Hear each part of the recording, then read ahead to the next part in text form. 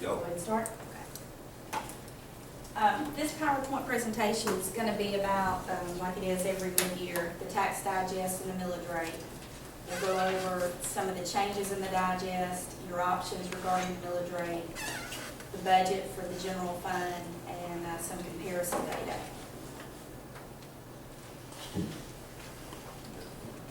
Just as a recap, what is a digest? A digest is the total net assessed value of real and personal property, motor vehicles, timber, mobile homes, and heavy-duty equipment.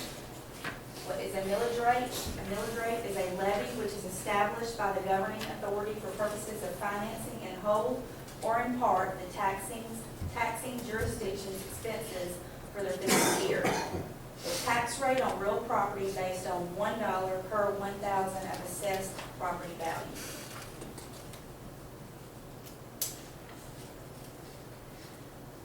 Notices went out last year, or this year, and this is just a comparison of when notices went out last year on real property. In 2014, we had 17% with no change. This year, we had 11% with no change.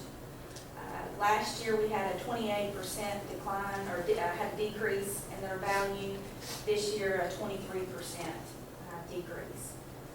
In 2014, we had 55% that saw an increase in their assessed value, and this year it was 66%. The decrease is primarily due to the impact of foreclosed properties. I've contacted Benny, and he said, you know, like we all know, the properties go in foreclosure, the banks buy them, then they go and sell them at a reduced price. They have to use that sales price to determine the value of the neighborhood in which it was in. And the increase is primarily due to reassessments. Mark, could we get a map, a Douglas County map, which will point out when we actually set the millage rate? Would you think it'd be good to have a map to show where the increases and decreases were? Mm-hmm. Benny could probably work with Ed and GIS. Well, all three categories, the increases, decreases, and Yes, sir. We just color code section there. I know it's going to be scattered around somewhat, but the increases probably will more than likely be in the same area. Mm-hmm. Well, he's got that data because I asked him about my district. But wouldn't the map, when we have our meeting, be beneficial to the public? Yes, because I've had a lot of people in my district ask why theirs went down.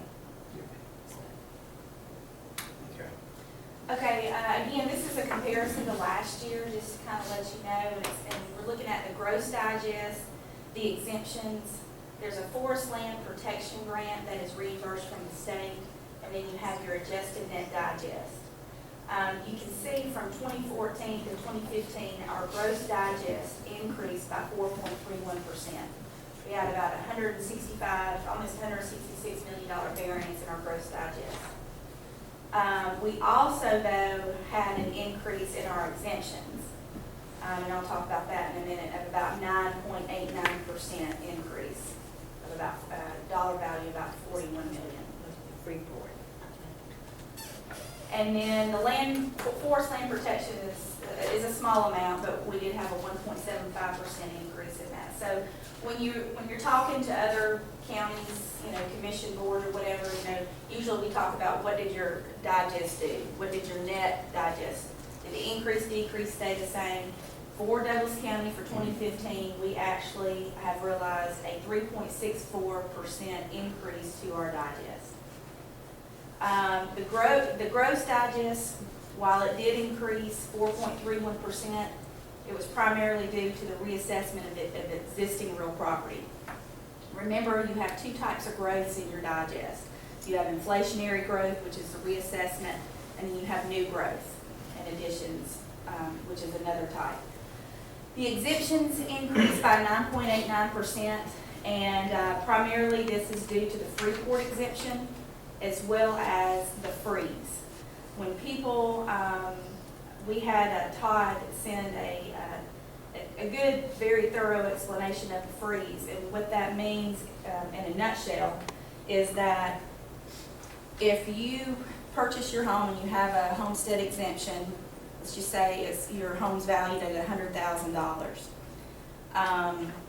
It's reassessed 2 years later at $125,000. Your exemption will go up the amount of your assessed value, so you, if everything else stayed the same, you would not pay any additional taxes. Until your house is sold, then it begins anew, and then there's a new value that the new purchaser of the home Well, if is you taxed.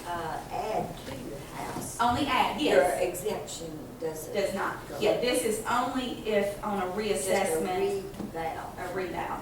Yes, ma'am. So these reductions, or these exemptions are reductions to our gross digest.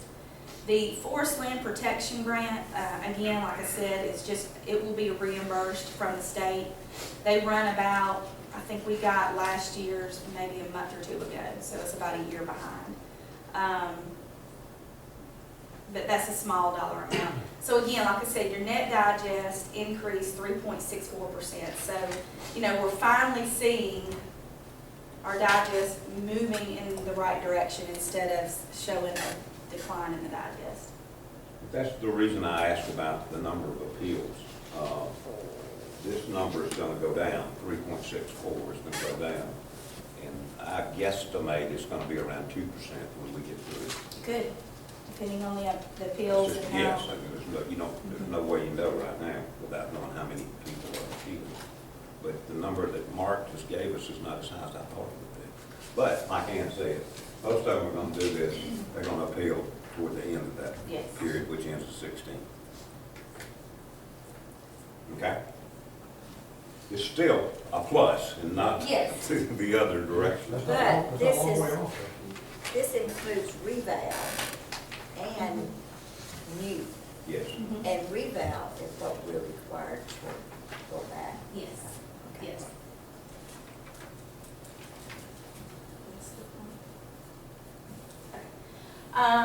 It's been asked in the past, and now we kind of show you a pie chart of what makes up the county's digest. For 2015, you can see residential is the higher value at 55.37%, with commercial being second at 26.71%, and then your industrial at 9.37%.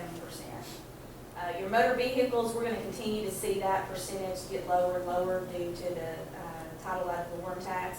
But right now, it currently stands at 4.40%. Utility is 2.9%, conservation is 0.7%, and agriculture is 0.36%, and then other smaller things that make up the digest is the 0.19%. So this just gives you a graph comparison of how the digest is split up and what categories make up of what. This next slide is the actual numbers. I know it's a lot of data to look at right now, but it's something you can look at and just digest. It's broken down by the type. You have brownfield, timber, mobile home, agriculture, conservation, utility, motor vehicles, industrial, commercial, residential, heavy equipment, and forest conservation. What this shows here is in 2014, the 40% value on each of those categories and what percentage, they made up of the digest. 2015, again, is pretty much the same data as that pie graph that I previously showed you. That last column on the right is showing you the dollar variance. And you can see the largest dollar variance, which is also a decrease, is in motor vehicles. And again, that should be of no surprise due to the title ad valorem tax. But we do have, some increases in some residential. We had some increases in commercial, as well as industrial, and then some utilities. Jennifer, what's the no figure in 2014 for heavy equipment? Is that embedded in some other number or? That, some years we have zero, and then some years it's a small amount. I don't know. I would think you'd have something, but okay, that's fine. It's based on people buying heavy equipment and it's put on the digest. Yeah, Mhm. I'm just surprised that it's zero. Yeah, Well, we're a small county. right.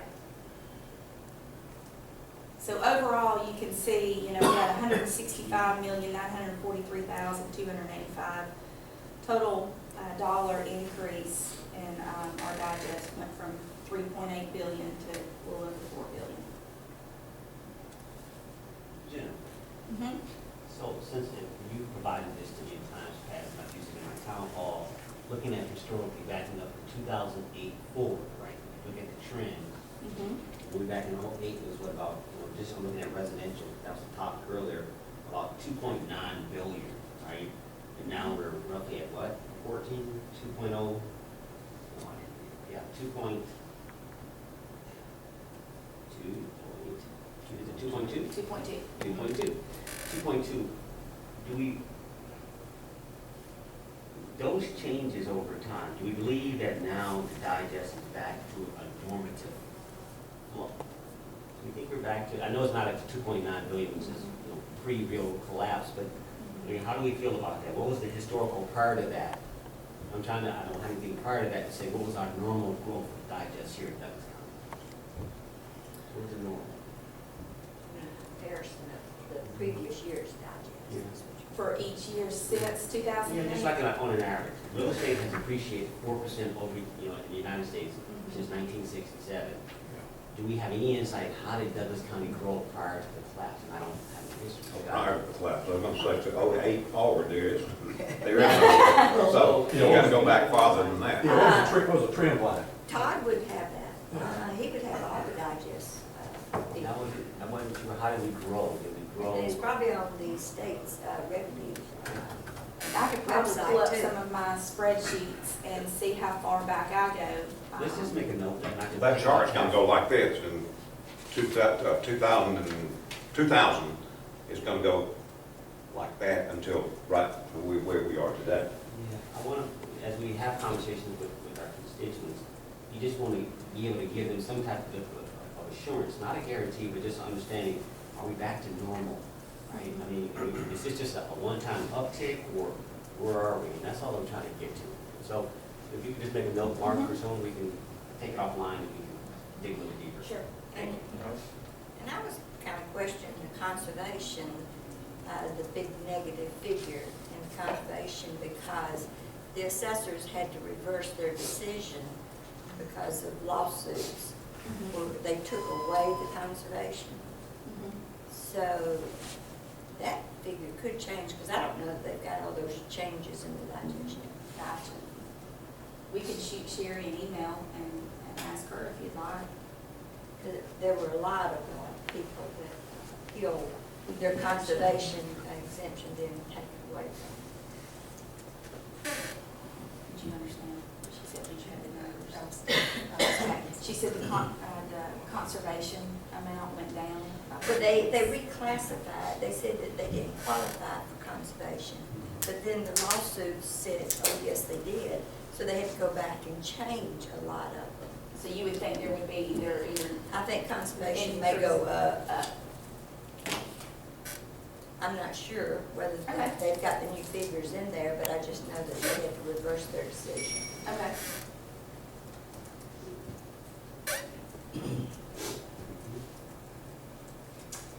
Okay, the millage rate. The millage rate rollback. To arrive at the base millage rate, state law requires the millage rate to be rolled back for any increase in the digest due to reassessment of existing real property. You know, I've said, there's two types of growth in the digest. You have your reassessment of existing real property, which is this column here. This first column is how the digest was presented to us in 2014. Then you have changes to the digest, which are these two columns right here. And this column right here is highlighted is that reassessment of existing real property. You can see that the digest, it had an increase of a little over $100 million. This is the amount that we have to roll back the millage rate to have a base millage rate to determine, okay, what do we want to do from here?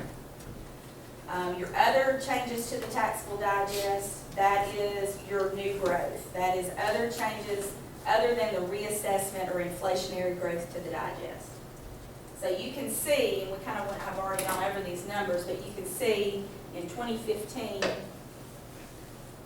the net digest is 3.56 versus in 2014, 3.43. So We did have an increase to the digest, but we're gonna have to look at our 2014 millage rate and determine what we have to roll back by state law before we can begin to say, where do we wanna go with this with this millage rate?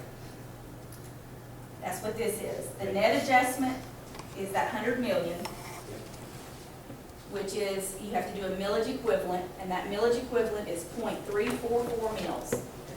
So what you have to do is you take 2014's millage rate, 12.153, and you have to roll it back for that reassessed value of 0.344.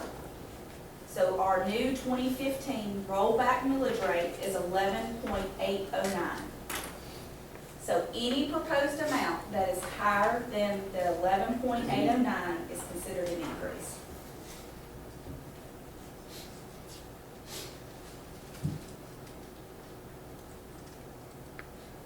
We show this chart every year, and unfortunately, it looks better this year than it has looked in the past, 5, 6 years. You can see back in 2009, before the collapse of the economy, 1 mil was bringing in $4.3 million. You took a huge hit in 2010, where 1 mil was $3.7 million. It was a 13.37% decline in the value of a mil. In 2011, it was 3.6 million. So from 2010 to 11, it was about a 3% drop. We had another 3% drop in 2012. We had another one in 2013 of 1.47. Last year, we still had a, it wasn't as big as the prior ones, but we still had a decline of 0.58%. And hallelujah, now in 2015, we actually had an increase in the value of a mil of 3.64%. So when you look at the difference between where we started off in 2009 to where we are today, it's an actually like 17.4, I believe, % decline in the value of 1 mil.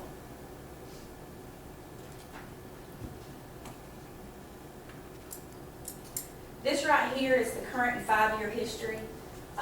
This has to be published in the paper with the exception of the last column. I do that just for informational purposes for y'all. When we decide what we're going to do with the millage rate, I have to publish this in the paper 2 weeks prior to the adoption. And you have to show the past 5 years as well as the current year. You have to show your gross millage rate, your rollback. Remember, your rollback millage rate is your local option sales tax.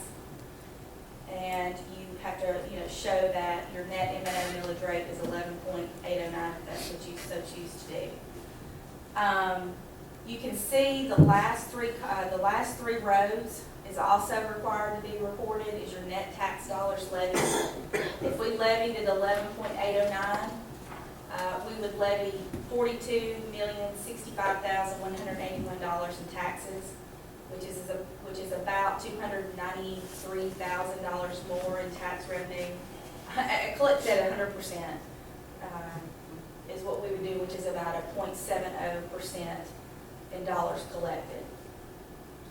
But it's not a tax increase. It's just, this is showing if we roll back the 2014 millage rate and left it at the rollback rate, this is what your digest would look like, and this is what the advertisement would look like.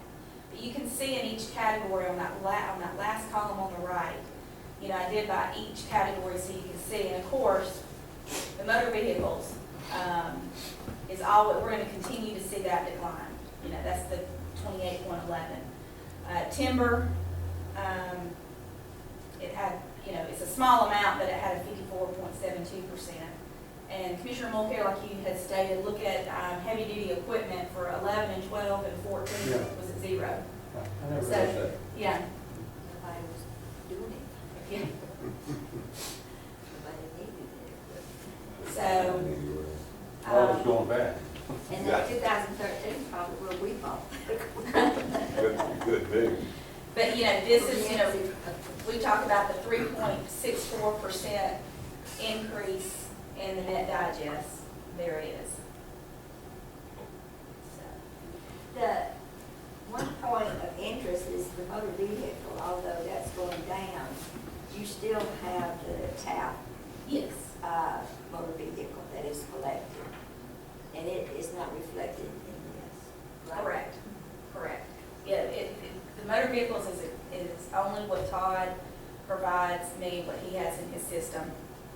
It doesn't include the title ad valorem tax. All right, let's just kind of go over the general fund budget, revenues and expenditures, because this is what the millage rate's all about, levying to fund the operations of this fund. This is just a brief overcap of how the 2015 general fund budget looks at the end of May, I believe, Michelle? Yeah. This is what was, not actual numbers, these are the adopted budgets for these categories. We had total revenues of 79, a little over 79 million, with, of course, a balanced budget with expenditures the same.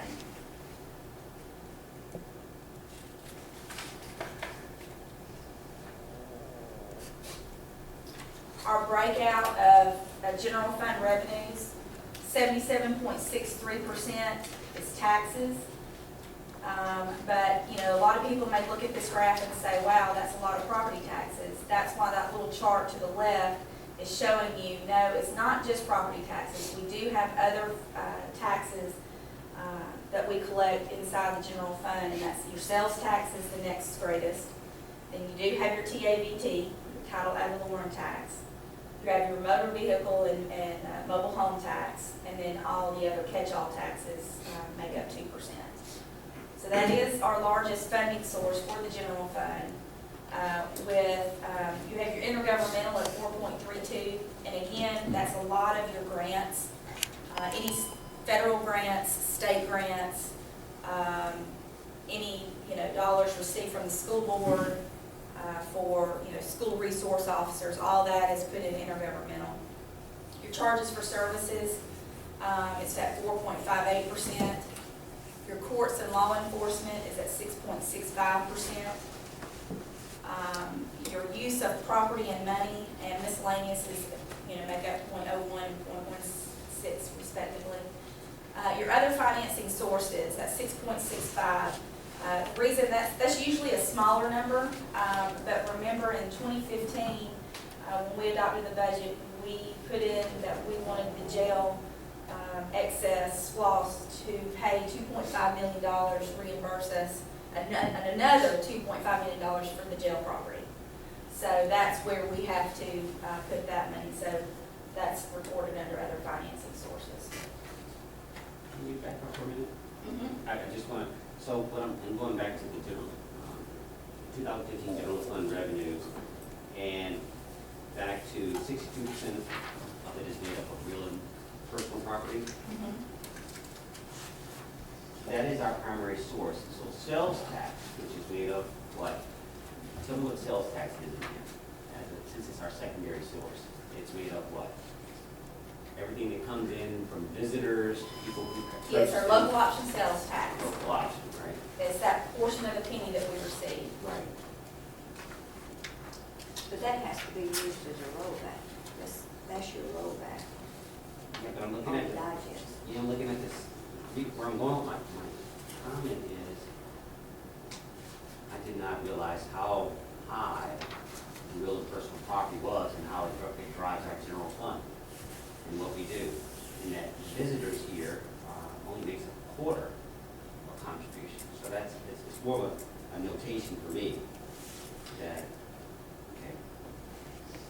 Well, and also remember this, these percentages do look a little different than they have in the past, because now we have the uninked fund, and so we have to pull out franchise tax. Okay. We have to pull out insurance premium tax. They're no longer a part of this makeup. Yeah. So we had to pull those tax revenues out and put them in the uninked fund. And when you're dealing with the millage rate, you're only dealing with your general fund funding sources and funding uses. Okay, so there's an adjustment here for us to sort of move forward. Yes. Okay. Yes. I'm gonna give a little, all right. Thank you. Keep on. Okay, let's talk about our real and personal property tax collections based on our fiscal year and how we have to account for it. When we adopt the budget, we all stay conservative on what our collection rate was, mostly when we were in bad times, just because money was not coming in as, like it regularly was. So we kind of scaled back a little bit on our collection rate.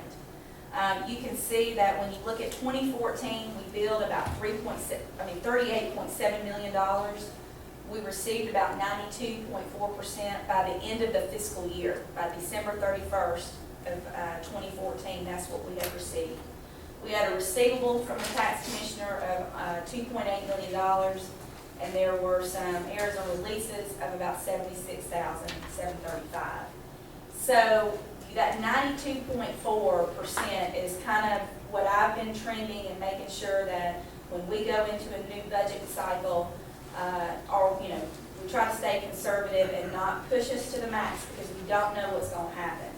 Hopefully, we'll start seeing things, get better. And this trend to the left shows that. You can see in 2009 we were collecting around 91%. 2010 was a very sleepless night for me after the year-end was closed because we had collected 86%. 2011 was a little better at 89%, 2012 at 90%, and 13 and 14 were at 92%. And when we did the budget last year, or for this year, when we were estimating, we estimated that we were going to be collecting 91%. Some may say, well, we've collected 92% for the past 2 years, we're going to collect 92.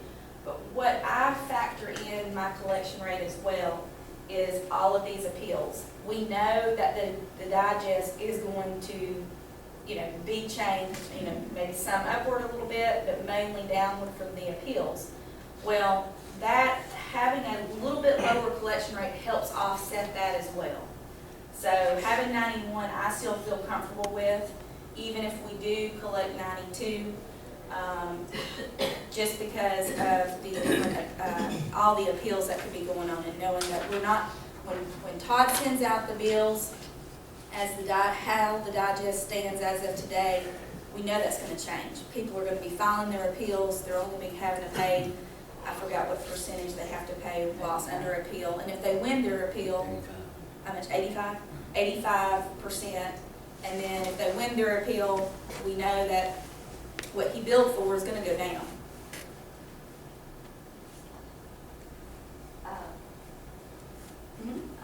Jennifer, you always incorporate the first 3 months of the next year toward this. This is done with the auditor and everything, right? Yes. So that 91% will go up tremendously. Well, Usually it's around 96, but I'm just saying with that.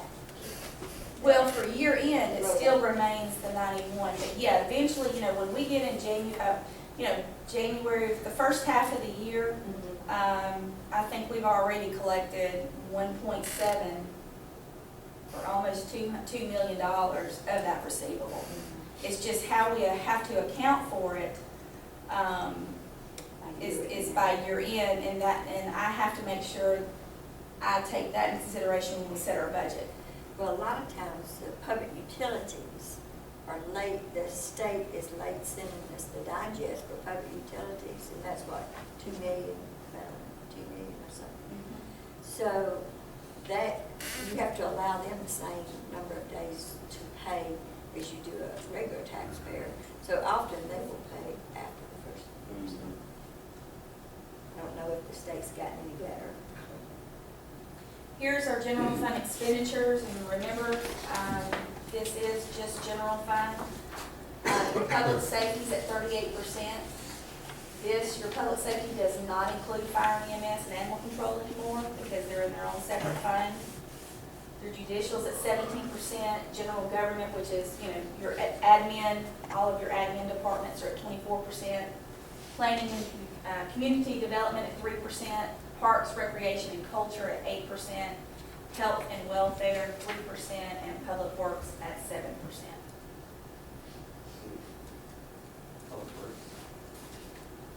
And this is just general fund. Remember, y'all created a capital transportation fund, so a lot of the projects, the resurfacing and all that, is being captured in that capital transportation fund, not in the general fund. Public safety is now by itself per se, so per capita now when it's being compared across all of the counties, it's Probably more in line, right? Yes, No, because that particular, and I have that in this presentation, that particular per capita data is based on all funds. It is not just general fund. All right, keep going. County comparison, revenues, expenditures, the digest, and millage rates. This is the annual county comparison of revenues that I get from the BCA, Department of Community Affairs. Their county fiscal planning guides, they do run, about 3 years behind. This is 2012 information. Our per capita base on estimate on this last column is based on a population of 136,379. This is on your revenue side. The first column, or the first highlighted column, is all counties in Georgia, 159 counties. The middle one is counties with a population greater than 100,000. So it could be some, we're kind of on the lower end of the 136,000 all the way up to the Gwinnett and Cobbs, lumps us all together. Then we have, the last column is Douglas County. You can see in property taxes per capita, we still collect less property taxes per capita than the other two categories. And that is because our values are lower. And you have other funding sources coming in to not have to levy as much property taxes. Yeah, the sales taxes look good compared. Yes. Yeah. The next category is sales taxes, and yes, as Commissioner Mulcair said, it's greater than the other two, and a lot of that too is attributed to having us lost. I guess, the money amount is based on everybody spending money here, which means people in Paulding and Harrelson and Carroll County and Alabama. But then it's also predicated on per capita, just the population of it.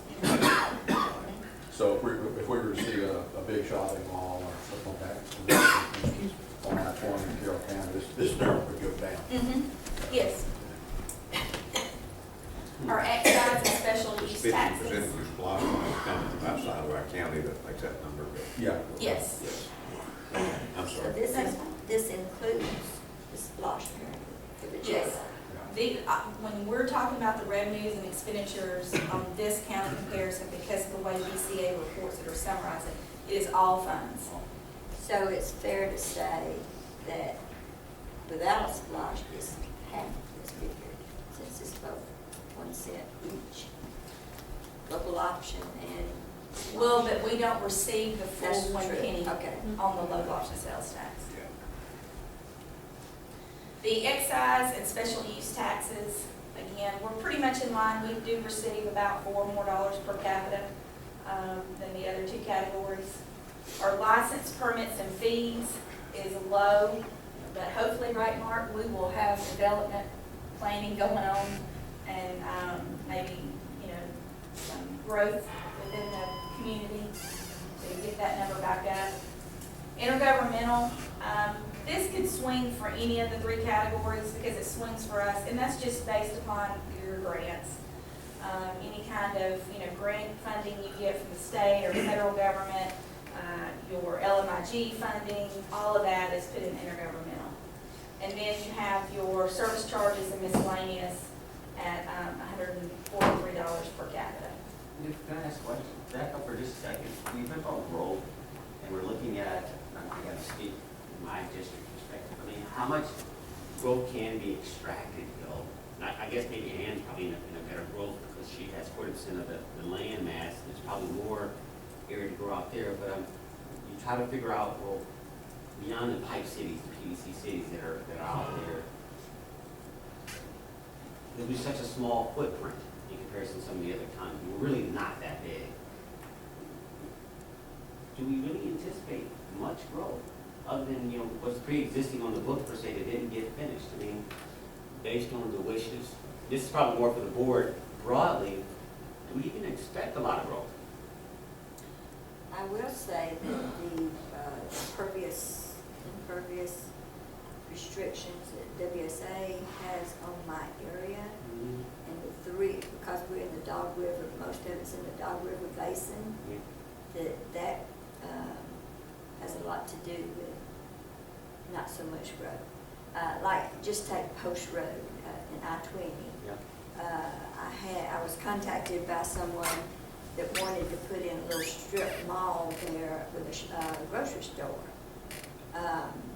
However, because of the restrictions with the WSA on the impervious soil and everything, it's not feasible because of the parking lot.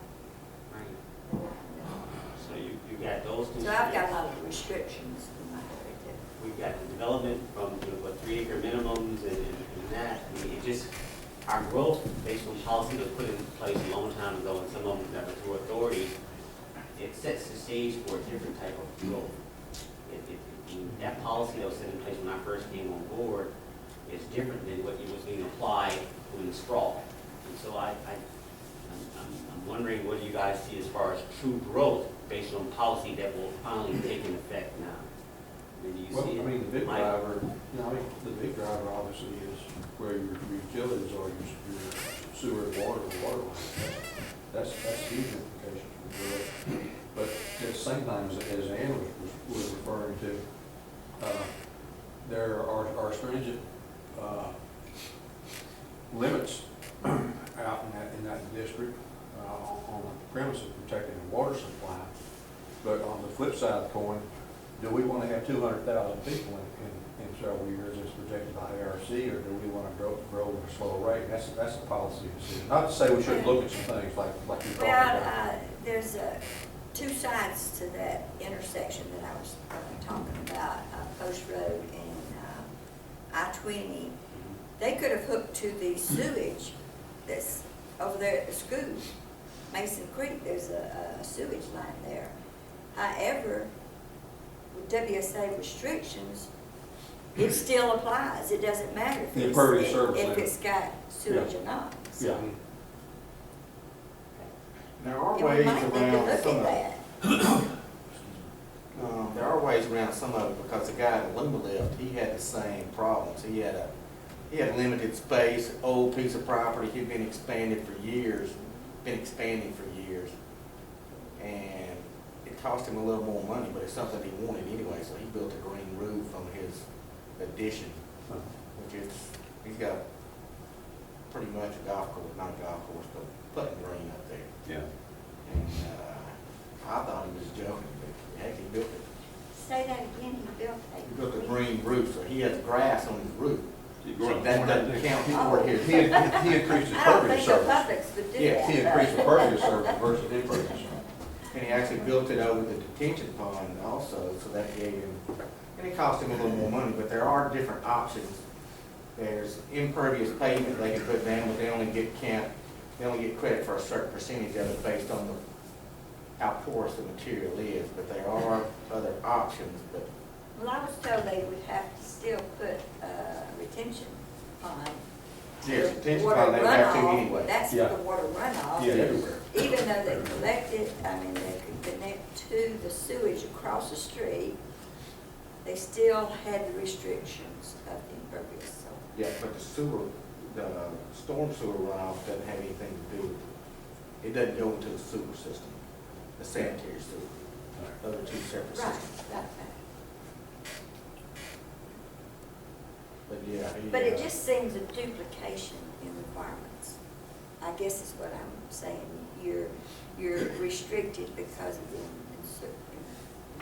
Impervious surface. Impervious. yeah, pervious surface. And even though it's got sewage and everything, and retention pond. Yep, I agree. Well, let's keep it in perspective here. What's the purpose of the restrictions we have? Is to protect the water supply that we have, that we're fortunate to have our own water supply. So, And the not result too is critical. some other things. Yeah. And some of them they're state mandated too. It's not That's right. WSA's regulations. That's It's right. mandated by the state. Okay, so Or the just Northwest tell me that. Georgia Water District, whatever that should do. but that's a good question, Kelly, is what do we expect as far as growth over the next? Certainly, I don't think we're going to hit projections that ARC is saying that we'll double our population. The only way we can double our population is sewer. they're enforcing. And I don't think that's gonna happen. People don't want it. Everywhere higher densities, I mean, we got the 166 study, that people don't want that type of growth. Yeah. And the real question is, I mean, do we want to meet the ARC projections, you know, I know. I know. The people in my district don't. No, No, that's right. But we were just talking about, but that. but right there at a major interstate is what I was That's something talking about. that's something I'll look at, yeah. Yeah. I don't wanna see the whole, you know, baby thrown out. Well, you know, we're looking at certain quarters with WSA and Development Authority, and the board's gonna be included in that, in the future. But what we can do in certain quarters to improve the infrastructure and get it there so we can attract the type businesses that we're looking for. Yeah. Okay.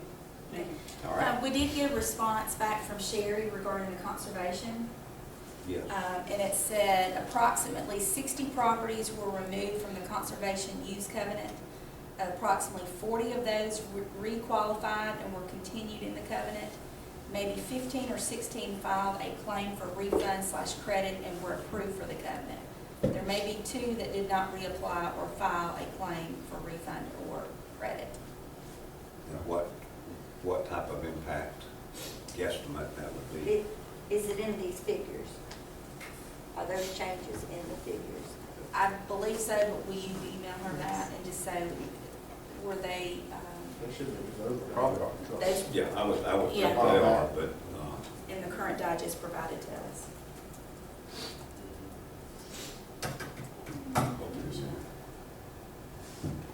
all right. Very good. Okay. Expenditures.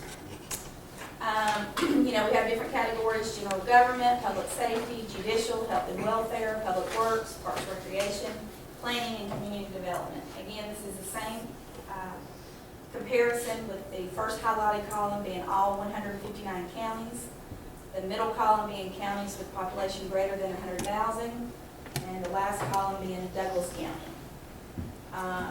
You can see in general government, we spend less per capita than the other 2 categories. Public safety is a little higher than the other 2 categories.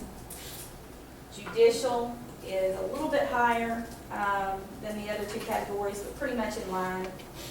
Health and welfare is less per capita.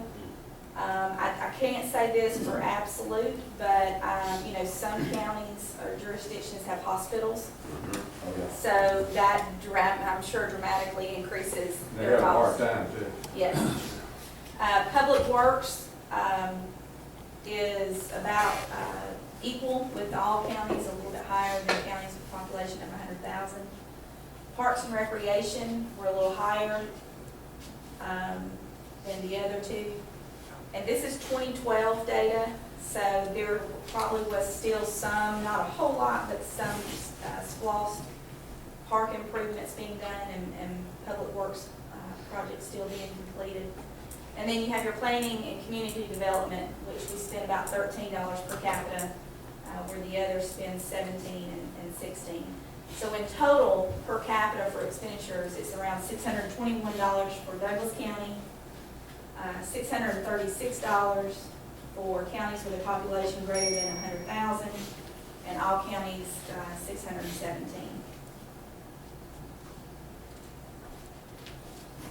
So real quick question on that, as you look at, you know, I don't believe in the public safety part, but the health and welfare, seeing that we talk a lot about public safety is one of the main priorities of the government, but likewise, health and welfare is stated in the same sentence. I heard you talk about the hospitals and stuff. I mean, what else do we do with health and welfare then, since hospitals are not here? Or it's not our main responsibility. What else is in that category? You have your health and welfare, your Board of Health, your seniors, let's see, yes, senior services, Department of Family and Children Services, and Community Services Board. And you have to realize that over the past few years, we've cut Yes. the spending in those categories each year. I think we actually, public health, we funded additional 50,000 or 50,000, I something think. this past year, but those numbers have been going down. And they increased their fees too. their balance sheet was supported by fee increases as opposed to Yes, government donations. that's right. And they're asking for more money in this budget that's coming up. Does that include DVACs? No, not DFAC, It's not that would be DFAC. state. I thought we included DVACs. Senior services, Richard Hagan was somehow, the state had him under DFAX. They pulled that away, and then they said, we're not doing the senior services, and that's how we got that. No, we're funding We're not all of under that now, DFAX. where the Yes. state was funding most of it. The only reason I asked them to talk about subsidies and things of that nature is that, people, like seniors, they paid into the system, right? They pay a long time into the system and stuff, and so just making sure that there's an adequate or an appropriate, or proportionate allocation toward them, seeing that it's not like they're asking to be spotted money, they pay into the system, so keep going. We called around surrounding counties, and we only listed the ones who gave us a response. Everybody's working at this at the same time, so it's kind of hard with the holiday and everything to really get an answer. But just to let you know what your fellow counties are experiencing with their digest, we did get responses from Carroll, Paulding, Fayette, and Henry. And last year Carroll had a decline of 0.63, and this year they're having another decline of 1.57. Paulding County had an increase last year of 12.97%, and they're realizing another increase of 10.27%. That's good. Douglas, as y'all know, last year we had a small decline of negative 0.58. This year, 3.64. Fayette had a 3% increase last year, which is now 10% this year. And Henry County is 11% last year and 8% this year. And, there were other counties on the list, but we just couldn't get an answer back in enough time. But we just at least wanted to share the ones that we did know. So, for example, someone could proffer up that, well, if I had an FRA evaluation, right, coming back, trying to get to normal, it's not too hard. You're gonna have these huge growths initially. Hopefully it'll level off over time, right? That it's not, we don't wanna see 4 or 5 years of 10% growth. We don't want to be back to where we were. Even though it was good while it Right. lasted, it wasn't Right. sustainable. So this is just sort of, Too good. Two good ones last. Yeah, yeah. Good, let me backtrack to the page before this. okay. Ann just brought up something that made me start thinking. When we talked about health and welfare, we talked about senior services included into that category, is that right? Mhm. Does it take into consideration these comparisons when you talk about city funding and county funding? See, the city funds senior services, but they fund nothing to the county for those services. So when we're comparing them with other counties, are those counties separating Are they city supplemented expenditures? by the- Yeah, are they supplemented by counties where cities where we're not? They could be. Can I ask a part That of could that? influence these numbers. Well, these are these are gonna be county numbers, but in counties where the service agreement is the city paying the county for the service, it would be included. When it's not, as part of their service arrangement, they're not paying the county for the service. I wouldn't think these numbers would include a city separate expenditure, because this is a county test.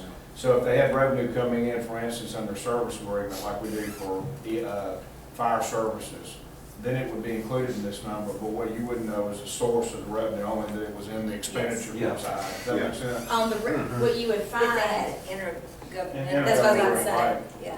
yeah, it would be right here in your intergovernmental revenue. And we are a little bit less. I mean, that could be part of it. In some of those counties in South Georgia, Tom, where you may have a county hospital may serve 5 counties or 4 Yeah, counties. yeah, They may be getting contributions actually from not the state, Just one. but cities and other counties contributing to one system, if that makes Yeah. any sense. Yeah. One of them would be the EB Putnam, whatever, down in Albany, I think. They're getting contribution from all those southwest Georgia counties because they don't have Yeah. that service. That's I'm what just saying, it's difficult to come up with a comparison, not knowing The where ins and- these revenues Right. and the agreements that we have. And unfortunately, the summary that DCA that I get this information from, it doesn't, one, it's 2012, but it also doesn't break down just like Douglas County does. Yeah. So you kind of have to make some assumptions and everything. Mhm. But I mean, it's something, but it can be skewed. Well, it's kind of a similar situation with public safety, because, well, just say animal control, for example. You know, some counties, that's under, you know, code enforcement. So is that development services? Some counties it's under the sheriff. Some counties it's under, public health. So you're never comparing apples to apples in these charts. That's right. Well, and let me tell you too what I found, and I spoke to Mark about it yesterday. You know, our public safety, you know, is at 291. I think, you know, we were showing like a 321 or something Yeah. like that. What I did, because I know we always, you know, got stuck on why is public safety so much higher. I went and I got various counties, and I have them. I won't go over. How about school resource officers? Are they included in this 291? The expenditures are, yes. Don't we get funding from the Board of Education? Yes, about $500,000. Okay, does that reflect in that number? It doesn't reflect in this number, it reflects over here in revenues. In Okay, so intergovernmental. that's. Intergovernmental, okay. But what I found out, That 289 number down is what I'm saying. 291. So yeah, it's included in both, though, isn't it? well, the expenditure of the resource officers are included in here. And then the revenue that we receive from And that's what the sheriff is complaining about, that, you know, We're not You're making my comparing number. apples to oranges. exactly. Yeah. In his department. But this drop from, you know, I think last year was like Yeah. 321.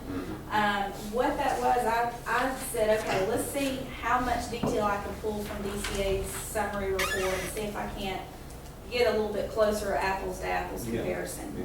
So what I did is I chose counties similar to us that we kind of, you know, go back and talk about, well, so-and-so county did this. So the counties I compared to were Rockdale County, Fayette County, Carroll County, Coweta County, Paulding County, Henry County, Cherokee County, and Clayton County.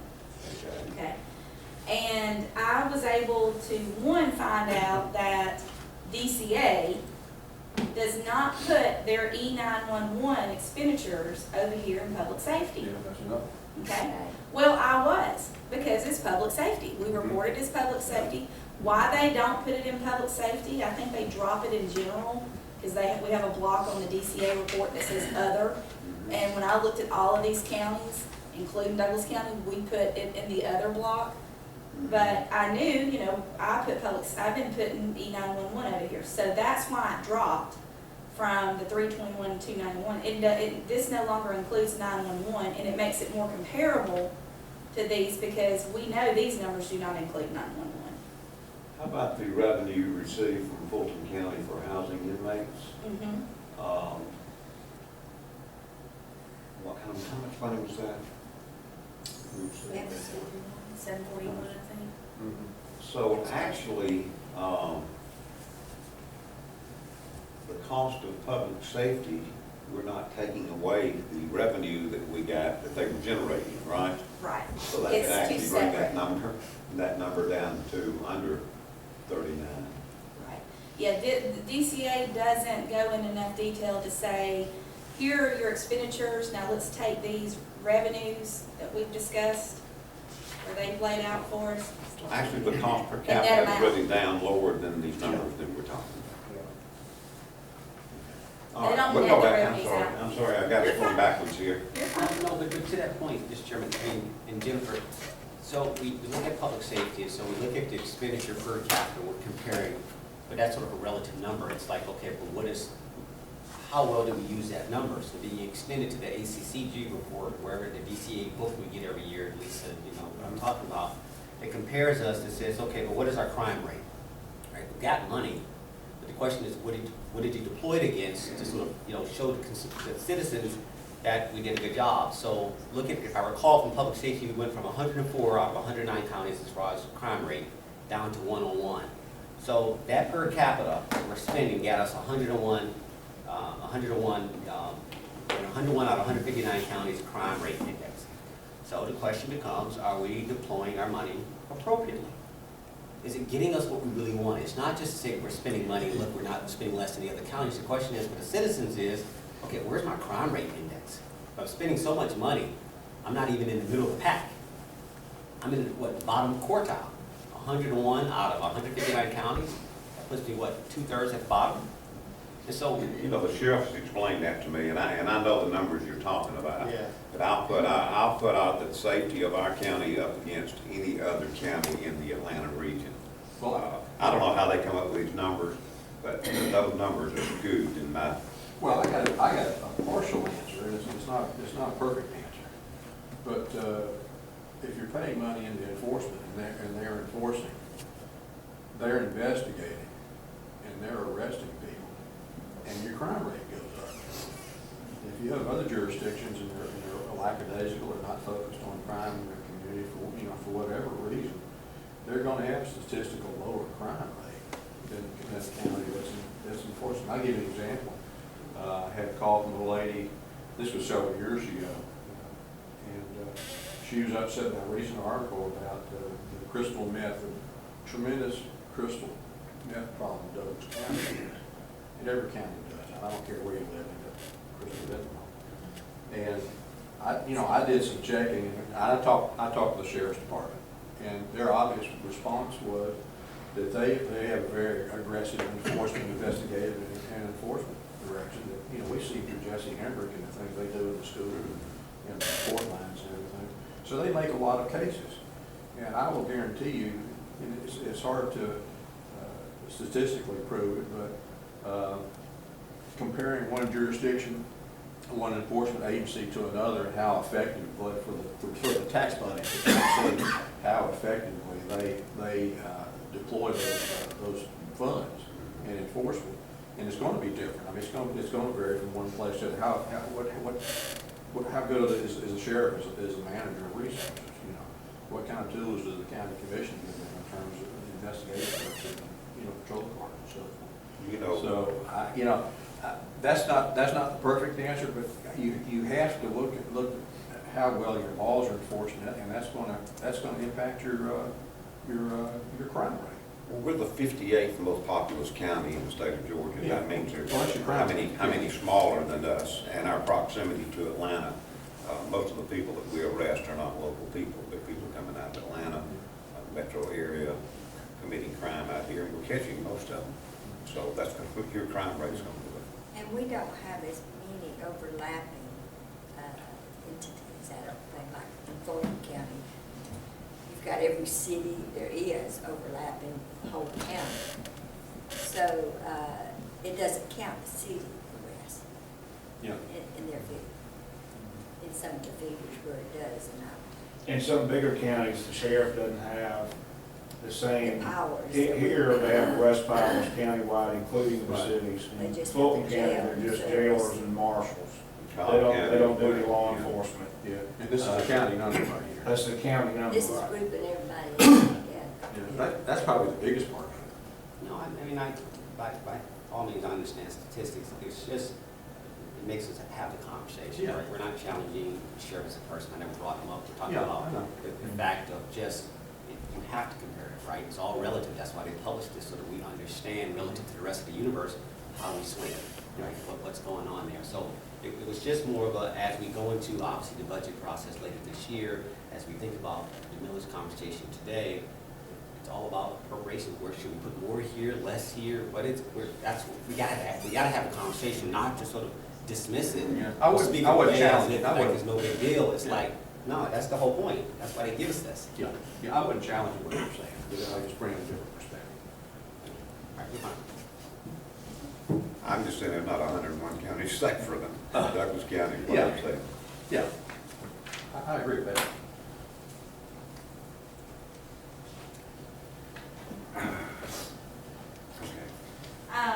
This is again a comparison. We were able to just get this off the Department of Revenue's website without having to call various counties. That's why more counties are listed here. We took out the column with rate because, when you really think about it, the rate is somewhat meaningless when you're comparing one county to the next because it all determines what their value of a mill is. Somebody could have a very low millage rate, but their meal may be worth double than what ours is. Yeah. So the equivalent is the same. So, what we did here is just said, okay, for 2014, because everybody's going through their 2015, so we don't have that data yet. We always are a year behind on that. We compared Rockdale, Carroll, Paulding, Douglas, Coweta, Fayette, Henry, Clayton, and Cherokee. And they're in order by the value of a meal. And you can see that, you know, we're pretty much right there in the middle. You have Rockdale at the lowest at 1.9, and they generate 38.6 million. So that tells me right there, they have a very high millage rate per se, because the value of their meal is so low. And this is what they, you know. And their millage rate's to 15 plus numbers, somewhere like that. But then, you know, you go down to the very bottom with Cherokee, they're $7.5 million. That's a per good meal. example there, because if people compare us to Cherokee, Cherokee's millage rate's just a little bit lower than ours. But can you see why? And our M and O is almost the same. Yes. And what about population? Population Cherokee's a little bit bigger than us, but not They're like 216. I know Clayton and Henry is a lot bigger than Mhm. 7.5 million. Yes. Yes, You look at the M and O's, are practically the same. yes. How about Cobb? Just to guess on the value of a mill in Cobb, if Cherokee's 7.5, Cobb's probably 1%. We could probably look it up. And this doesn't include bonds. Some No, of this these is- counties have bonds Yeah. on top of this. Yeah, I'm glad you did this, Jennifer, because for years and years, we've been comparing millage rates to other counties. And it's just misrepresentation of what's really going on in the metro Atlanta area. That's amazing to me that Cherokee's, just think of a $100,000 house in Douglas County, the taxes you would pay compared to what you would pay in Cherokee. Now, does this include the special districts, like the unincorporated and the incorporated? This is the unincorporated, well, this is the value of the entire county, of what one mill would bring in, whether it's the county's tax levy on cities and unincorporated. So then that's why, but Cherokee is ready to go to new mall, new outlet mall, that Mhm. accurate. Mhm. Some of the growth is going on up that 575 corridor.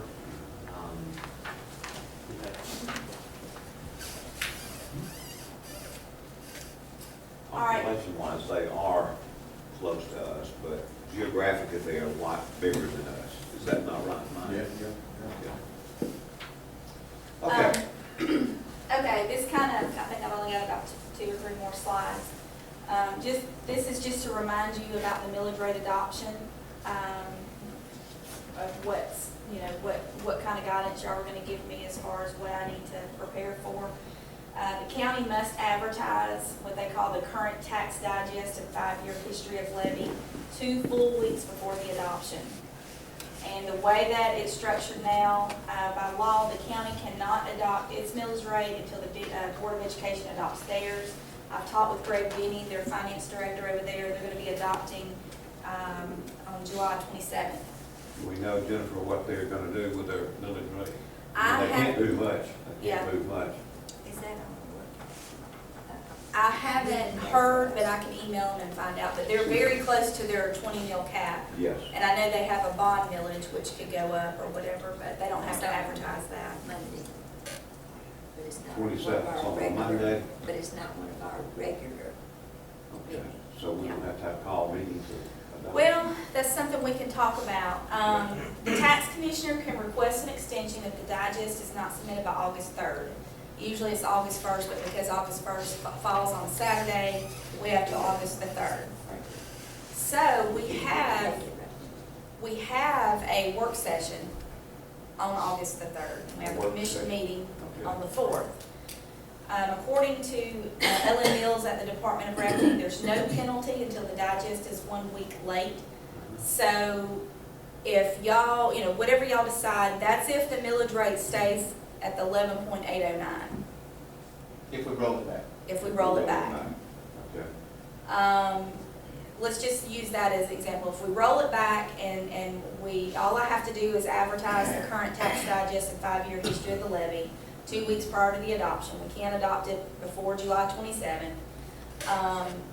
If y'all wanted to do it on the 3rd and 4th, all I would need to do is just email Todd, let him know. But you can see there's no penalty until the digest is 1 week late. So he would probably try to go, Benny, him and I are usually go that week and so, go up to the Department of Revenue. So you could call a special called meeting if you wanted to do it the week of, but since you've got 2 meetings the next week, Couple of and days later. a couple of days later, you could do it then as well.